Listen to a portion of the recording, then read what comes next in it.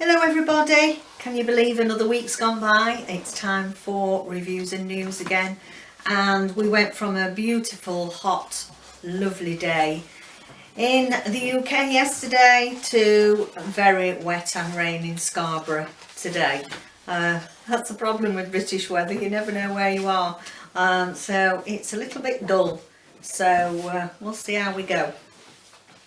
So as you know, I'm still continuing with middle grade May, and I am doing book a day in May, which I'm still on track with.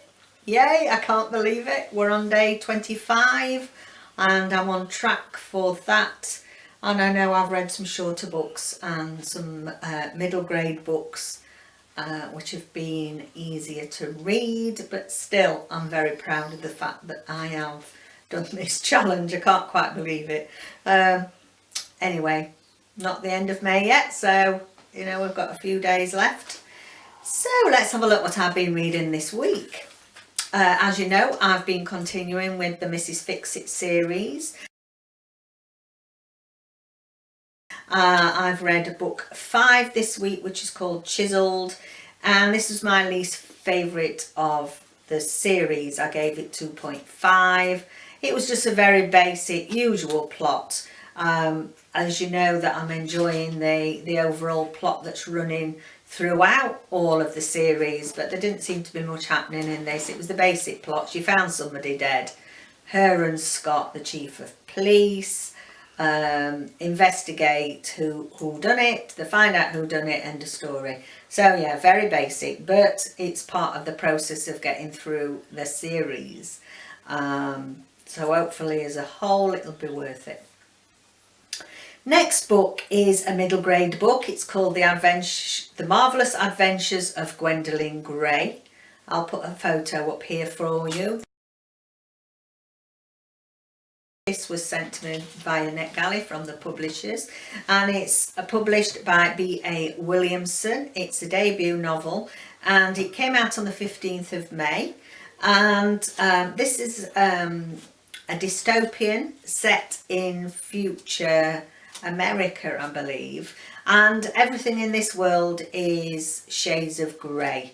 So everything seems so mundane, everything goes like clockwork, there's no excitement, there's no colour, everybody's dressed the same, you know, everything's just mundane and boring. And we've got a young girl called Gwendolyn who doesn't conform to all this. She sees the world as we're fortunate to see it now, full of colour and everybody being different and it being exciting because everybody's different and everybody doesn't dress the same and doesn't act the same. It sounds like it's going back to the days of communism. Now I gave it a 3-star. That's not because it's not a good book, and I did put this in my review. It is a good book which I think that this age group will enjoy, but part of my ratings with middle grade books is my enjoyment and the feels it gives me, the emotional feels that these books give me as an adult, although I can, you know, appreciate that I'm not the target audience. I really enjoyed Gwendolyn. I thought she was a great character, very nicely written character. She got some sass about her. I liked her for not conforming and not fitting in, and she goes off on all these adventures. So I did enjoy that. I think the age group will enjoy it, so you know, I'm not ruling it out. It's got some very good ratings already on Goodreads. For me, you know, it wasn't up there with some of the middle grade books that I love, but still a very worthwhile read. Next, The Butterfly Lion. So yeah, I've been working my way through Michael Paul Morpurgo during the month of May. This is another one of the short collection. This is lovely. Again, I gave it 3.5 stars. Another emotional read. Lovely story about a boy that takes in a abandoned lion cub and raises it, and unfortunately they become parted when he's sent away to a boarding school in Britain. Lovely little emotional read. yeah, well worth a look at that.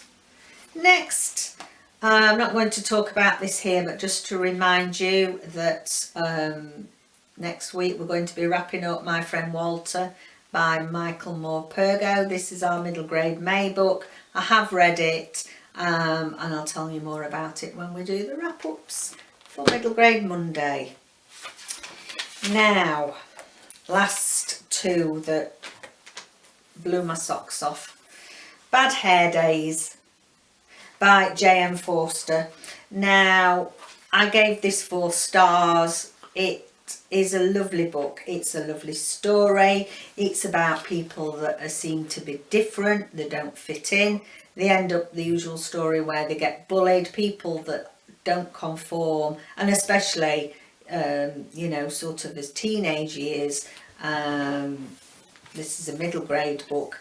They are bullied, and you know, and especially now, the fear is that with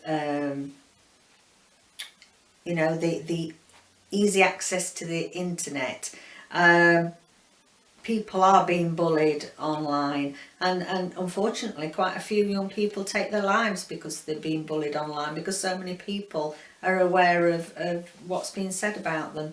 So it very much highlights that. We've got a lovely character in it called Mallow, and she suffers with alopecia, so they can't get to the bottom of why she suffers with alopecia, and she wears a wig, and she suddenly gets a text one day saying, right, you need to get to this place within 10 minutes, say, and find the wig, or else I'm going to tell the world your secret. And there's a photo there of somewhere in her town. She's got to recognise it and race along to get there in time, supposedly. Now, she daren't tell her parents. She's got a good supportive family, but her mum, she sees her mum as being, like, it's a bit good cop, bad cop. Her father's away on the oil rig, so when he comes home now and again, so he's the good cop and can't do anything wrong. Her poor mum is trying everything she can to find a solution. She's taken her to every doctor, alternative therapies, you name it, even wanting to, he's quite prepared to sell the house and take her to America. But, you know, it's, I think it's come to a stage where poor Mallow's had enough of this. She just wants to fit in, be a normal kid of a teenage years. There's a bit of a love story going on in here, and just beautifully written and heartwarming, and yeah, I really loved it. 4-star read. And then my 5-star read this week is Flawed by Cecelia Ahern. Now, I first heard about this from Janet on Swirly Girly Reads, lovely Janet, and she really loved this book. And also it's a duology, so part 2 is called Perfect, and I need to get that ordered now.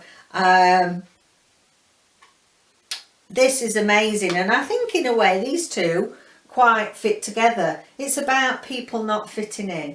It's about how people are ostracised, how people are treated. And in this world, we're in a future world where everybody has to be perfect. Everybody has to behave in a certain way. They're ruled by the sort of, we've got this council of hierarchy who sets judgment on everybody. It's like a court of law. And by the looks of things, you don't have to do all that much to be treated as flawed. And in lots of ways, it's highlighting that if you show compassion, if you show sort of slight humility towards others that are less fortunate than yourselves or are suffering, that's seen as something wrong. And it's quite scary in some ways, because, you know, you can sit here and feel that this could be the way that, you know, our societies throughout the westernised world could be going. You know, how many people would walk on by when there's somebody struggling in the street, look who's injured, for example. And I know that's a whole nother discussion, we could go into the whys and wherefores, why people are sometimes scared not to help out. But in this world, people are imprisoned for doing things like that. So we've got Celestine, who she seems to have got the perfect life. Her boyfriend is the son to the head judge, the man who, you know, presides over everybody taken before him has done something wrong and needs to be branded as flawed. And by branded, I mean truly branded. They're taken like cattle with, and they're branded in various parts of their body with a branding iron. And they have to walk around society, and everybody views them differently. So it's how people view others that aren't like ourselves in society and look down on them, really. And it was beautifully written. I didn't expect to love it as much as I did. I will say that it does end on a cliffhanger. And not, you know, and I generally don't like books that finish on a cliffhanger. I have to say, I do tend to like my endings all nicely wrapped up in a very satisfying way, shall we say. But this leaves on a cliffhanger, and actually for this particular book, I think it was the right thing to do. I feel that if that didn't happen, it would have been rushed to have got too much into one book. And to be honest, I feel better leaving this on a cliffhanger and get book 2. I'm fortunate now that book 2 is out. I suppose those that read this in the beginning were really stomping, you know, chomping at the bit, shall we say, not stomping, chomping at the bit to get to book 2, whereas I can go straight on to book 2. So that's, you know, more satisfying. But I feel that it would have spoilt this book if we'd have suddenly had a wrap up. And an ending to it, so I was quite happy with that. Just loved it. You know, it's on the surface of it, it's a YA, it's a love story, it's an interesting read, but underneath it all, you know, we should all look at ourselves and look at our behaviour and look at how we treat others less fortunate or physically different from us, and, you know, just have a good look at how we treat others. And I think it's a lesson to us all that we could perhaps treat everyone with a bit more understanding and kindness. So yeah, wonderful book. Can't wait to read book 2. So that's all that I've read this week. I have just started. I'm in the process of reading Between the Lines, and this is Jodie Picoult and Writing with a Daughter, Samantha Van Leer. And yeah, I'm liking it so far. This is a book where the characters within a book want to leave that book and live in our world. Yeah, quite unusual. It's a YA contemporary, and I'm looking forward to that. So just a couple of bits of news this week.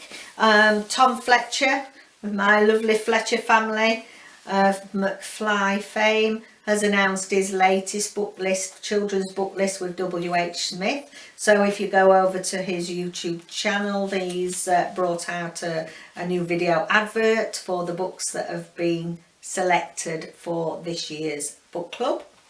Also, I found out that Zoe Ball's due to start a television book club. Now, for those that don't live in the UK, Zoe Ball started out as a DJ, Radio 1 presenter, and now is a television presenter as well. And she has a couple of current affair programmes, Saturday and Sunday mornings, starting 17th of June, 8:30 GMT. And now we're in British summertime, so GMT is British summertime here, and it goes on for 10 weeks. They've chosen 10 books to discuss, and she's going to have various guests on discussing those, so have a look out for that. Hopefully it's not just in the UK that you can get that channel. And then finally, that many of you may know from the news headlines that the author Philip Roth has passed away this week. So bless him. Very well respected author. and yeah, they sadly be lost in the book world. So that's it for this week. That's the reads I've done, and see you again next time. Bye for now.